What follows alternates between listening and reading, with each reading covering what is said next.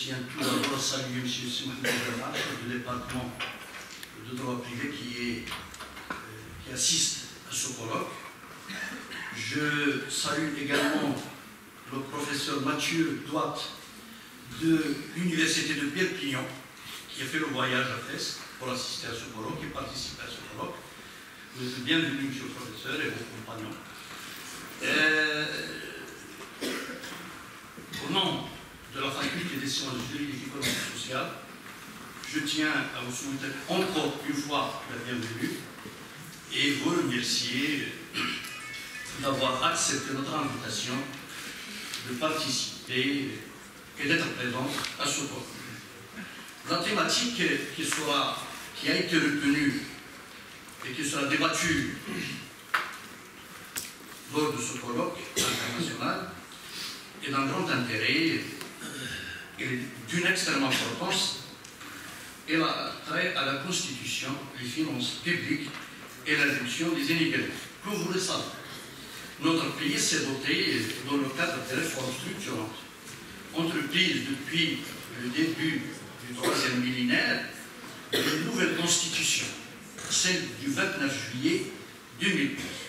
Une constitution moderne, très avancée par rapport à celle qui a précédé la constitution de 1996. Deux aspects saillants engendrent et reflètent ce renouveau constitutionnel. Le premier aspect est relatif à l'institution d'une véritable charte des droits de l'homme. Une charte qui consolide, renforce les droits civils, les droits politiques, titre 2 de la Constitution. Mais ce qui est nouveau, c'est que cette Constitution, elle a mis l'accent sur les droits à caractère social, culturel et environnemental. L'article 31 de la Constitution, qui a institué le droit aux soins de la santé, le droit à l'éducation et à une éducation de haut niveau et dont l'accès est facile, le droit à la formation professionnelle, le droit à un logement décent, le droit à l'accès à l'eau et à un environnement sain. Donc, cette charte des droits de l'homme, instituée par la Constitution de 2011, met l'accent sur les principes qui doivent guider les autorités publiques à instaurer une justice sociale. Le deuxième aspect saillant de cette Constitution est le relatif au renforcement, à la modernisation de la constitution financière du Maroc, ayant profondément les principes posés par la Constitution, le principe de la justice fiscale, l'article 39, le principe de la solidarité des citoyens devant les charges publiques, l'article 40, le principe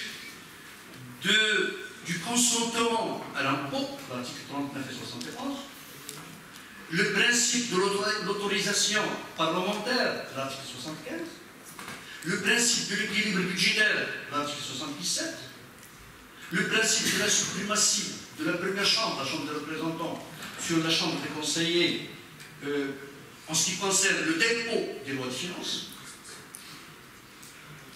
et en ce qui concerne l'approbation des lois de finances en cas de désaccord et après une deuxième lecture. Donc la Constitution de 2011 a posé les fondements, les principes directeurs des finances publiques. Cette Constitution elle a été complétée par la nouvelle loi organique numéro 113, promulguée le 2 juillet 2015, et qui constitue, selon le Conseil constitutionnel français, un prolongement de la Constitution. Les dispositions de la loi organique ont un caractère constitutionnel. Deux arrêts ont été rendus par le Conseil.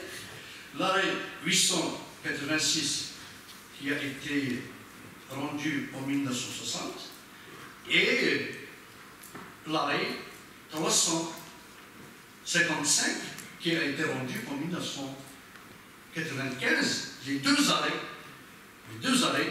donc mentionnent que la loi organique des finances est le prolongement de la Constitution. Les dispositions de cette loi organique ont un caractère constitutionnel. Donc cette nouvelle loi organique a introduit de nouveaux mécanismes, de nouvelles approches budgétaires, l'approche genre, l'approche régionale, territoriale, le mécanisme de la gestion basé sur les résultats et non pas sur les moyens, la globalisation des dépenses. Donc cette loi organique a introduit un certain nombre de mécanismes, de nouvelles approches budgétaires qui permettent aux autorités de l'État de mieux préparer les lois de finances, de mieux les piloter et les gérer. Honorable assistance, la question qui se pose aujourd'hui, à la lumière de ce renouveau constitutionnel des finances publiques, et en agissant sur les recettes publiques et surtout l'impôt, et sur la dépense publique, est-ce que aujourd'hui les autorités publiques ont pu adopter des politiques publiques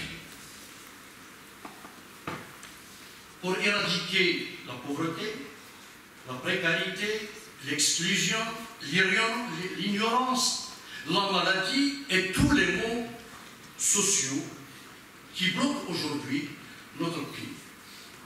Est-ce que le gouvernement a pu utiliser ces mécanismes, ces approches pour réduire les inégalités sociales et spatiales? Je crois que notre devoir aujourd'hui, au niveau de ce colloque, est d'apporter des éclairages sur cette question. Comme l'a dit M. le Président, il faut décrire les inégalités et il faut également essayer de poser les moyens, les politiques qui pourraient réduire les inégalités sociales et spatiales dans notre pays. Je suis convaincu que la qualité des interventions et le débat qui va suivre va proposer un certain nombre de voies, un certain nombre d'outils qui permettent de mieux élaborer une politique publique et de les mettre en œuvre dans l'objectif de réduire les inégalités dont souffre notre pays. Et je tiens, à la fin de ce mot, au nom de la communauté géologique, économique et sociale, de remercier le comité d'organisation et à sa tête, M. Abdelzak Lié, pour les efforts déployés pour organiser ce forum.